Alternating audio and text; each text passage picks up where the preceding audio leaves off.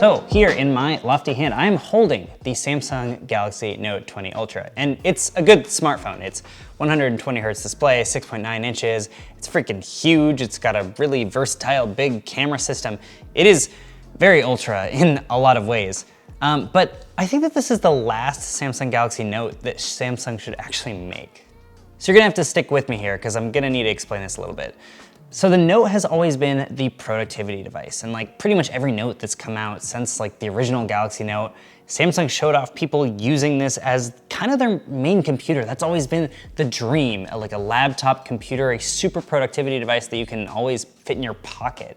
And by and large, our phones have kind of become productivity devices. I mean, we use them for like everything. A lot of the times, I'll catch myself checking Gmail on my phone when my laptop's right in front of me, or I close Twitter on my laptop and reopen it on my phone. And they've just become like these ultimate in-pocket productivity machines. But then last year, Samsung released the Galaxy Fold, and that phone starts as a regular sized phone, opens up to be a huge, like almost tablet style device. Now, obviously it's not quite as big as regular sized tablets, but especially the new Galaxy Z Fold 2, which Samsung just announced, gets really freaking big, and it doesn't have a huge camera bump on the front, so you can use all of that display. It's really basically a tablet. And you know, the big thing that Samsung always shows to make sure that people know that the Galaxy Note is a productivity device is the S Pen. And yeah, it is legitimately useful for a number of things. I like to take screenshots with it and draw over them if I'm trying to annotate on things to send to my friends. But honestly, I found that a large screen device overall, by and large, is more useful than just having a pen. Now this is kind of where that idea comes into play, that this should be the last Note. Now, look, the Note is getting really expensive. The Note 20 Ultra in particular is $1,300.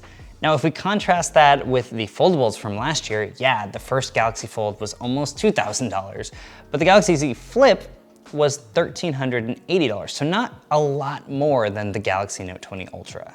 And especially right now, I think that Samsung is having a hard time distinguishing what it wants its power users to buy, right? Like usually they have the super cheap, affordable phones that they sell to a huge amount of consumers. And then they have the Galaxy S line, which is kind of like the mainstream. If you're buying a phone on a contract device and you're willing to spend a little bit more money, then there's that. And then there's the Note series for people that just want to completely ball out and just spend a ton of money, but they're getting the most power user device possible with a ton of storage, a ton of RAM, a really good display, all of that stuff.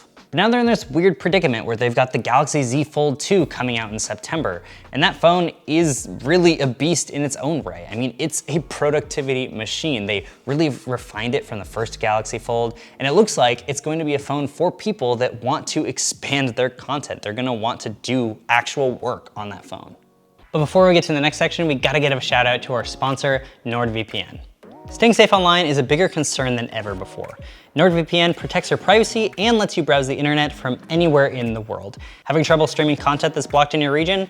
Worried about bad actors on public Wi-Fi? Check out the link in the description to get 70% off, and thank you to NordVPN for sponsoring this video. So from my perspective, it would make a lot of sense to actually just merge the Galaxy Note series and the Galaxy Fold series into one ultimate productivity machine. You could have a phone that starts as a normal sized phone and also fold out to be a tablet and have an S Pen. I mean, the S Pen is useful as it is on a phone this size, but imagine the S Pen on a phone that folds out into a tablet.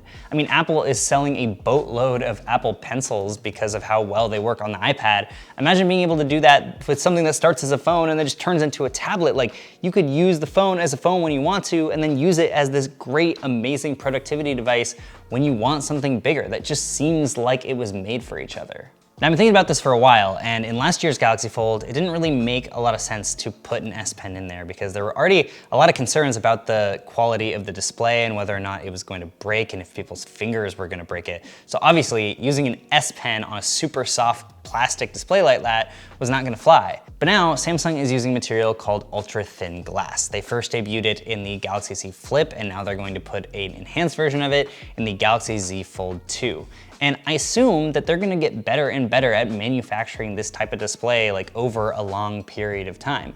Now, they are not putting an S Pen in the Galaxy Z Fold 2, and it's possible that the ultra-thin glass is still a little bit too thin to put the amount of pressure that you would use on a pen on that display. But in the long run, it makes so much sense to put an S Pen in the Galaxy Z Fold series. And I'm not saying that the Galaxy Note 20 Ultra is small compared to the Galaxy Z Flip 2. It's just in this really weird space. Like, I just reviewed the Pixel 4a, and I really love the size of that phone. The screen is 5.8 inches, the body is not that much bigger than that. I mean, it just feels really amazing and compact, and it's nice to have that as an option. Where the Galaxy Note 20 Ultra is so freaking big. Like, I have pretty normal sized hands, and this thing is pretty massive even for my hands. I feel like it would make a lot more sense to give people the option of buying a small phone and then buying a separate tablet, or just buying this ultimate productivity phone tablet at the same time that they could use as a phone when they want to, and then use as a tablet when it actually makes sense. And I mean, Android tablets have always suffered in the tablet category, and usually it's because they're not powerful enough, or sometimes it's just because their UI is exactly the same as your phone, and displays on phones are getting really big, like on the Galaxy Note 20 Ultra. Its 6.9-inch display is almost as big as the original Android tablets that came out a few years ago. So it just doesn't really make a lot of sense to buy another tablet device that is less powerful than your phone and has a screen that's just about as big. And the fact that the S Pen is always on you because it fits inside of the phone, I mean, that's a luxury that you're not going to get out of pretty much any other device.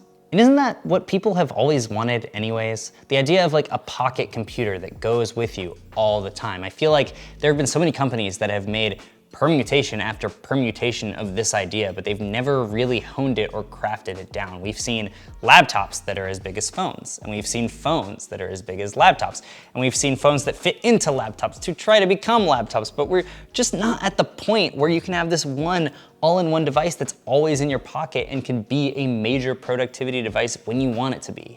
And now it just kind of seems like the perfect time, because we've got Qualcomm that's trying to get Microsoft to put Windows on ARM with products like the Surface Pro X. We've got Apple moving to its own ARM-based silicon, which is the same thing that runs on its iPhones and iPads. It makes so much sense to just merge these two technologies into one device, especially right now. And I feel like Samsung is more equipped than anybody to do this. I think the one thing that's missing for me is a solid dedicated keyboard. And I think Microsoft has the right idea for this on the Surface Neo, where it magnetically attaches to the inside of the computer and you can use it with one screen when you feel like it, and you can fold it out and use it separately when you feel like it too. I mean, that just feels like the perfect all-in-one device, but I feel like foldables in general are much more useful than dual screen devices, but that's just me. Anyways, let me know what you guys think about this concept. Do you think the Galaxy Fold series should replace the Note?